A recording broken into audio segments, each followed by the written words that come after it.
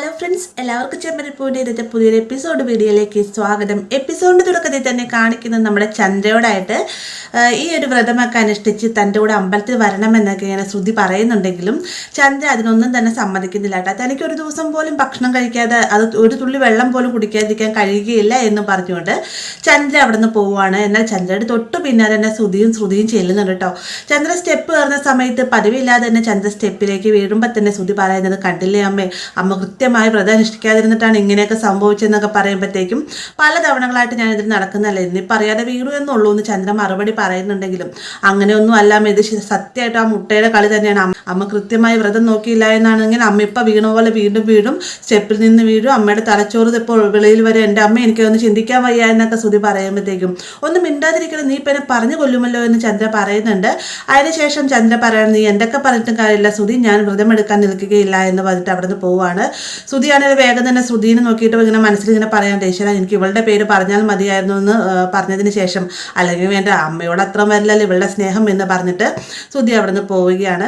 പിന്നീട് കാണിക്കുന്നത് നേരം പുലരുമ്പോൾ തന്നെ മോട്ടറിൽ വെള്ളമില്ലാത്തത് കൊണ്ട് ശ്രുതി പുറത്തേക്ക് വന്ന് വിളിച്ചു പോവാണ്. അമ്മേ മോട്ടറിൽ വെള്ളമില്ല എന്നൊക്കെ വിളിച്ച് പറയുമ്പോഴത്തേക്കും ചന്ദ്ര വന്നിട്ട് രേവതിയോട് ചോദിക്കുന്നുണ്ട്, രേവതി എന്താ മോട്ടറിൽ വെള്ളമില്ല, നിനക്ക് ഇന്നലെ അടിച്ചിടാൻ പാടില്ലായിരുന്നു ചന്ദ്ര ചോദിക്കുമ്പോഴത്തേക്കും, നിങ്ങൾക്ക് നേരത്തെ അടിച്ചിടാൻ പാടില്ല സച്ചി ചോദിക്കുന്നുണ്ട്, അങ്ങനെ അടിച്ചിട്ട് കഴിഞ്ഞാൽ എന്നെ വഴക്ക് പറയാൻ പറ്റില്ലല്ലോ എന്ന് രേവതി മറുപടിയും പറയുന്നുണ്ട് കേട്ടോ.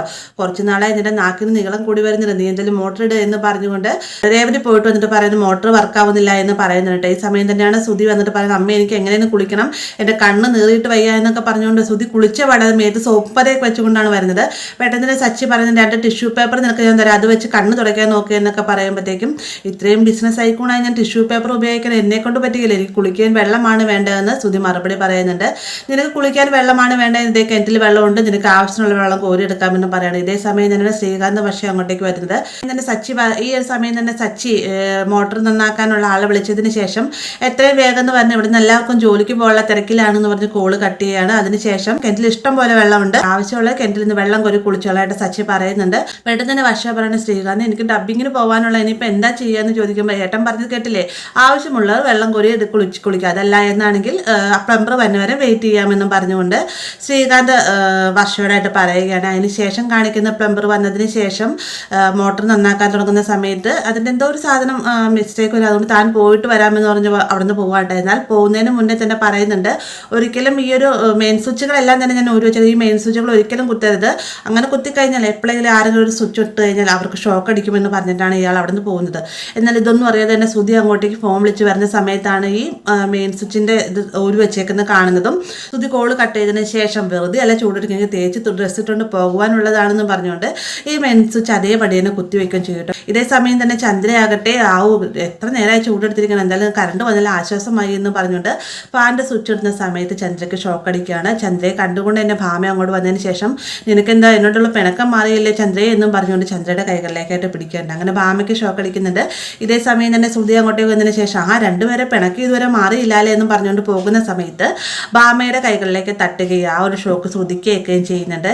ഈ ഒരു സമയം തന്നെ ശ്രുതി എന്താ ചെയ്യണം, അപ്പോൾ ഈ ഒരു സമയം ഞാനാണ് ശ്രുതി അകത്തേക്ക് കയറി വരുന്നത്. ശ്രുതി വരുമ്പോൾ കാണുന്ന കാഴ്ച എന്ന് പറഞ്ഞു കഴിഞ്ഞാൽ ശ്രുതി തന്നെ നോക്കി ചിരിച്ചുകൊണ്ട് കൈ കൊണ്ട് വാവാ എന്ന് വിളിക്കുന്ന രീതിക്ക് നിൽക്കുന്നതാണ്. അതായത് ഷോക്കടിച്ച് അതേ രീതിക്ക് നിൽക്കുന്നത്. എന്നാൽ ശ്രുതി കരുതുന്നത് വെച്ചാൽ രാവിലെ തന്നെ ഇവിടെ നല്ല റൊമാൻറ്റിക് മൂഡിലാണ്, എന്തായാലും വിട്ടുകളയുണ്ട്, അങ്ങ് ചെന്നേക്കാം എന്ന് പറഞ്ഞുകൊണ്ട് നേരെ ശ്രുതിയുടെ അടുത്തേക്ക് ശ്രുതിക്ക് ഷോക്കടിച്ച് നിൽക്കാണ്ടാവും. അപ്പോൾ ഇവരെല്ലാവരും കൂടെ ഇങ്ങനെ മാല പോലെ ഷോക്കടിച്ച് നിൽക്കുന്ന കാഴ്ച കണ്ടുകൊണ്ട് രേവതി ഓടി ചെല്ലുന്ന സമയത്ത് ശ്രീകാന്തും വർഷയും ഓടുന്നിട്ട് പറഞ്ഞ്, എടുത്തി അത് തുടരുത്, അവർ ഷോക്കടിച്ച് നിൽക്കുന്നതാണ്, വർഷ എത്രയും വേഗം എന്തെങ്കിലും എടുത്തുകൊണ്ട് വാ എന്നും പറഞ്ഞുകൊണ്ട് രണ്ടുപേരുടെ അടുക്കളയിലേക്ക് ഓടി ചെല്ലുന്ന സമയത്ത് വർഷയുടെ കയ്യിലൊരു ചൂലാണ് കിട്ടുന്നത്. വേഗം തന്നെ വർഷ കൈകളിലേക്ക് തല്ലാൻ തുടങ്ങുന്ന സമയത്ത് ശ്രീകാന്ത് പറയുന്നുണ്ട്, അവിടെ തല്ലേ അമ്മയുടെ കയ്യിലാണ് സ്വിച്ച് ബോർഡിൻ്റെ ഇരിക്കുന്നത്, അതുകൊണ്ട് അമ്മയുടെ കൈകളിലേക്ക് തല്ലാൻ പറയുകയും വർഷ കയ്യിലേക്ക് ആഞ്ഞു തല്ലുകയും ചെയ്യുന്നുണ്ട്. എല്ലാവരും ചെയിൻ പോലെ തന്നെ മേലെ വന്ന് വീഴുകയും ചെയ്യും കേട്ടോ.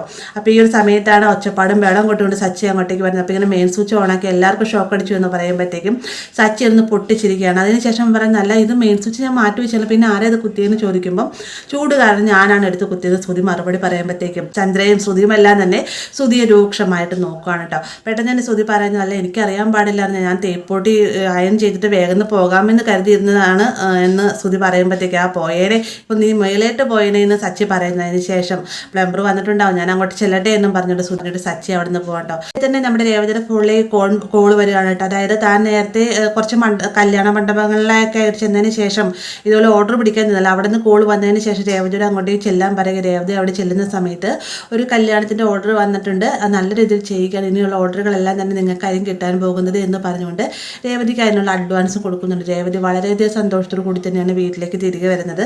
അതിനുശേഷം കാണിക്കുന്നത് രവി വന്നതിന് ശേഷം ഇവർക്ക് എല്ലാവർക്കും ഷോക്ക് അടിച്ചു എന്നും പറഞ്ഞുകൊണ്ട് കൂട്ടത്തിൽ ചന്ദ്രയ്ക്കാണ് മെയിനായിട്ട് ഷോക്ക് അടിച്ച് നിർത്തുകൊണ്ട് രവി പൊട്ടിച്ചിരിക്കുകയാണ്. രവിയുടെ ചിരി കാണുമ്പോഴേ ചന്ദ്രയ്ക്ക് ദേഷ്യം ഇറക്കണം. ചന്ദ്ര പറയുന്നുണ്ട്, നിങ്ങൾക്ക് അതിന് ഷോക്ക് അടിച്ചിട്ട് ഭയങ്കര സന്തോഷമായല്ലേ എന്ന് ചോദിക്കുമ്പോൾ, അതല്ല ചന്ദ്ര, നീ എന്തായാലും ഷോക്ക് അടിച്ച് ഇപ്പോഴൊന്നും പോകില്ല, നീ എന്തൊക്കെ ക്രൂരതകൾ ചെയ്യാനിരിക്കുന്നു എന്നൊക്കെ രവി തമേശ രൂപേണ പറയുമ്പോഴത്തേ പക്ഷേ ശ്രുതി എല്ലാം തന്നെ ചിരിക്കുന്നുണ്ട് കേട്ടോ. അതിനുശേഷം രവി ചന്ദ്ര എനിക്ക് നന്നായിട്ട് ദാഹിക്കുന്നുണ്ട്, കുറച്ച് ചായ എടുത്ത് തരാമോ എന്ന് ചോദിക്കുന്ന നേരത്താണ് രേവതി അങ്ങോട്ടേക്ക് വരുന്നത്. രേവതിനെ കാണുമ്പോൾ തന്നെ ചന്ദ്ര പറയുന്നുണ്ട്, അതെ നിങ്ങൾക്ക് ചായ എടുത്ത തന്നെ ആൾ വന്നല്ലോ. രവിയെ എന്നുള്ള ചായ എടുത്ത് കൊടുക്കാൻ പറയുമ്പോഴത്തേക്ക് രേവതി മോൾ ഇപ്പോൾ പോയിട്ട് വന്നാലേ ഉള്ളൂ, നീ പോയി എനിക്ക് ചായ എടുത്തുകൊണ്ട് പോയെന്നൊക്കെ രവി പറയുന്നുണ്ട്. ആ ഒരു സമയത്താണ് രേവതി തൻ്റെ ബാക്കിൽ നിന്ന് എല്ലാവർക്കും ലഡ്ഡു എടുത്ത് കൊടുക്കാൻ കേട്ടോ രവി കാര്യം തിരക്കുന്ന സമയത്ത്.